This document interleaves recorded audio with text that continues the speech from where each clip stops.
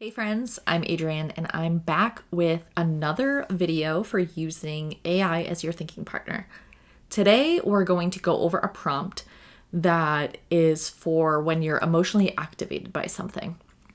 So to give you a little bit of a context, I got an email in my inbox and it was from a coach that I follow, and she was sharing a story about a conflict or essentially building somebody else up as the villain in her mind. And so she kind of went through where this came from for her as a kid, some things that it brought up for her, and how making this other person ultimately helped her in her healing. But she also talked about like that story that was running in her brain about this person and how it was impacting her. And as I was reading this, I felt something stirring in me. So I was judging her for sharing the story, for naming the other person in the story. But as I was reading it, a ton of stuff that she was talking about resonated with me, like people pleasing, and when I was younger, being afraid of conflict, and growing up with some instability, and kind of the different things that we might do to feel more safe internally when that happens. So as I'm reading this, I'm simultaneously nodding like, yeah, I get that, and then judging her. And I'm trying to reconcile this. And I actually felt tension in my body. And so I thought, if I'm reading an email and I'm being activated by this, maybe you have a text or an email, or you're just recalling a conversation that you had with somebody and you felt activated by it. And you're just like, God, I'm trying to unpack this, trying to figure it out. And maybe you need a little help. So I have a really powerful prompt for you that can help you get some clarity around this. Now, this isn't an end all be all, but when you're having a reaction that maybe you're not fully understanding, you're not able to get deep below your own subconscious to see what's coming up, then using ChatGPT, Claude, Grok, some AI to chat with a little bit and get some clarity around this might be helpful. So I'm going to share my screen and I'm going to share the prompt. This prompt is pretty long, and the prompts that I share usually are long because I don't want AI to just mirror everything back to me exactly or tell it my truth, because of course it doesn't know that. So I construct a prompt where it gives me a lot back to include journaling prompts that I can take away from the session with AI to do without tech around and get my own clarity. Because whenever we're using AI as a thinking partner and we're using it in like a personal development, self-help kind of way, we always want to do an intuition body check-in to see how things are landing for us. So let me just share that. Okay, so like I said, this is a long prompt here. So emotionally attuned thinking partner for emotional activation, and I have my prompt saved in a database, so I have some keywords in there to help me find it if I need it. So the prompt itself: you are an emotionally attuned thinking partner, grounded, compassionate, and trained in emotional intelligence. You respond with clarity, curiosity, and care. Your role is to help me process and make meaning from a moment that activated my nervous system and emotions. Here's what activated me. Now, when I brought this prompt into ChatGPT, I actually just pasted the email directly into it. Here's how I felt when I experienced it, and I explained exactly how I felt while I was reading it. Please respond by reflecting back what you understand I experienced and how it may have impacted me emotionally. I always like to start with it reflecting back to us, but I don't want to stop there. But the reason for that is because sometimes when we're typing stuff, getting it from our head, like through the keyboard, we're not always getting things out coherently in the way that AI is going to understand us the way that we mean for it to. So by that first reflection piece, you can see if they're getting it right, essentially. Exploring what this moment might be mirroring in my past experiences or inner patterns.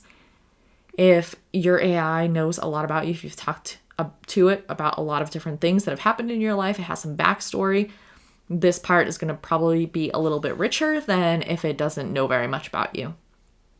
Context is everything, of course. Identifying one possible limiting belief I may be carrying that's contributing to my reactivity. I love this because a lot of the work that we do in coaching, like if we're one-to-one, I'm going to be looking for limiting beliefs that you have that are holding you back.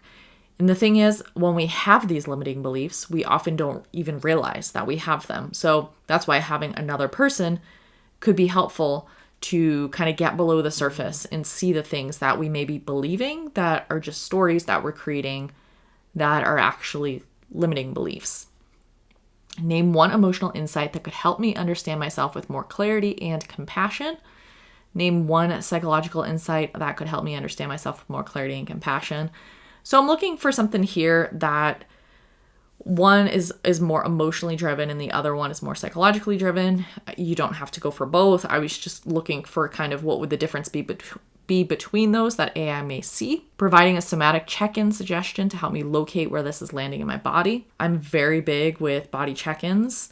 When you can understand what's going on in your body, that brings a lot of clarity to what's going on in your mind. Sometimes we get very lost in the thinking mind and we forget to check in with our body. So my prompts, I often build in some type of somatic body check-in to really stay grounded in the knowing of our body. Offering a tool or practice I can use to emotionally regulate and recenter.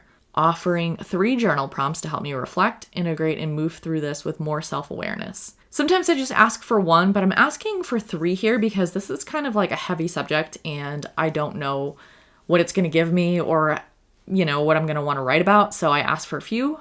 Naming one piece of wise, grounded truth that I may need to hear right now. Providing a short mantra or line of wisdom I can carry forward. As you can see, I kind of asked it for a lot of stuff, and the reason for this is because I don't want it to just either agree with me or pick apart what happened. I want to actually unpack some stuff and then try to integrate it. And I'm going to share my ChatGPT screen here. So here's the beginning of the prompt. So I paste the whole email, and then here's how I felt when I experienced it. And I point out I was judging her, but then I felt seen with different things that she said, things that felt true for me as when I was young, things that may still be true for me. This part I felt simultaneously annoyed and it felt true. Something I've also done, I've created narratives about people in my mind, how they feel about me, and that impacted how I felt about myself.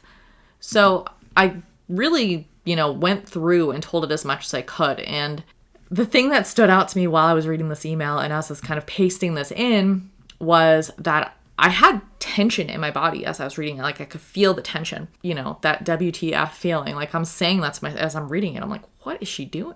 What is this story? Why, So I wanted to include that because that was just kind of like, okay, this is what resonated. This is what I agreed with, disagreed with, experienced, but then also this is what was going on in my body and kind of the running thought that I was having throughout. So there's the please respond by and my 10 items. So reflection of your experience. You experienced a mix of emotional recognition, discomfort, internal conflict. On one part, the story struck a chord, the good girl pattern, the fear of conflict, burden of others' emotions.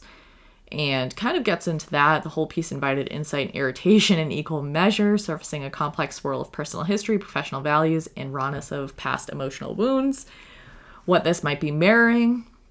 This moment may be mirroring your inner protector, the part of you that had to stay safe by being perceptive, agreeable, and emotionally attuned to others' needs. Kind of goes through that. This idea of old neural pathways, who gets to speak openly about pain? What is it safe to name? At what cost? What happens when we name others in our own healing? That resonates, right? That's a question that I have sometimes and I have had throughout my life. So one possible limiting belief, if I speak up or show my full emotional truth, I will regret it or be misunderstood. This belief may have been protective in the past, but now acts as a brake, causing internal friction between your truth and your delivery of it. It feeds the tension between wanting to be seen clearly and fearing the consequences of your visibility. That resonates big time. One emotional insight. So you've come incredibly far in not being afraid of conflict anymore, but your body still remembers what it costs to be too much or not good.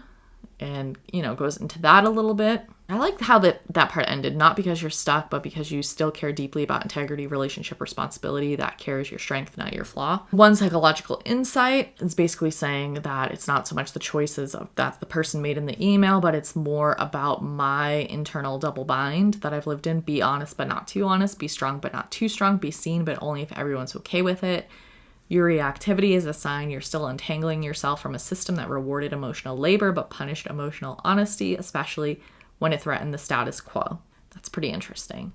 Somatic check-in, take a moment, scan your body. Where do you feel the tension, the WTF energy you mentioned? maybe in your chest, jaw, solar plexus, or even in your hands. Place one hand there and simply acknowledge it with a phrase like, I feel you. You're holding something important. I'm listening. So I did do that actually after I got this response. A tool or practice to regulate and recenter. This gave me the 90-second wave practice, and this is based on Jill Bolt Taylor's research. When emotion arises, allow it to crest and pass like a wave for 90 seconds. Sit with it, breathe into it, name it. Like, this is anger, this is sadness, without fixing or analyzing. This gives your nervous system space to process before your mind jumps in with stories.